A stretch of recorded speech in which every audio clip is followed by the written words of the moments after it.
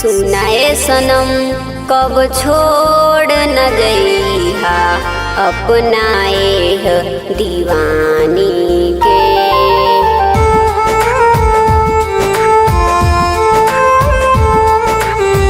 सुनाए सनम कब छोड़ न जइहा अपनाए ह दीवानी के।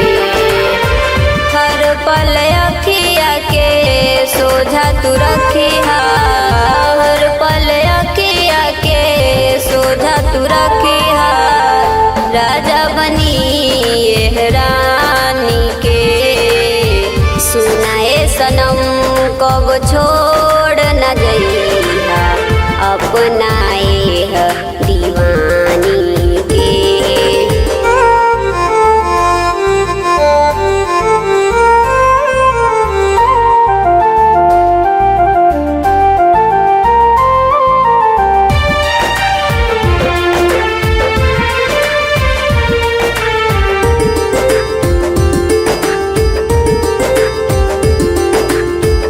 मन के संवरिया मन ही में रहिहा, दिलवा के बात आपन हम ही से कहिहा।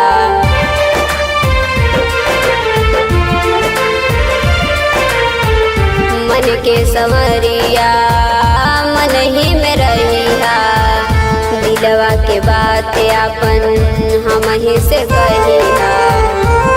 कोनो तीसरा न आवे आपन हक ना जतावे, कोनो तीसरा न आवे आपन हक ना जतावे।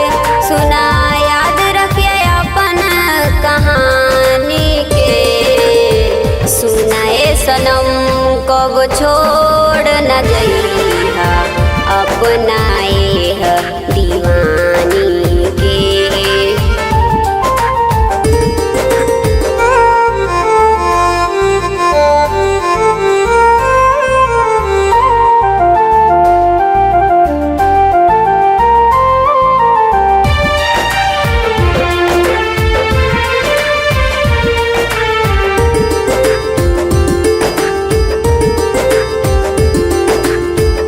आरपी सिंह अनिल जिबाड़ तू ही दिलवा के जान हो।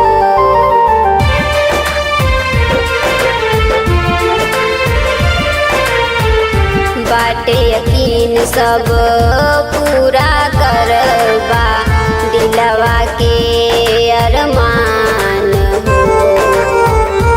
कहे रेणु पटेल करो करिया ना झमेल, कहे रेणु पटेल कवनो करिया ना झमेल।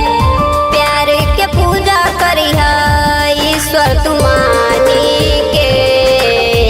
सुनाए सनम कबो छोड़ न जइहा अपनाए ह दीवानी के। अपनाए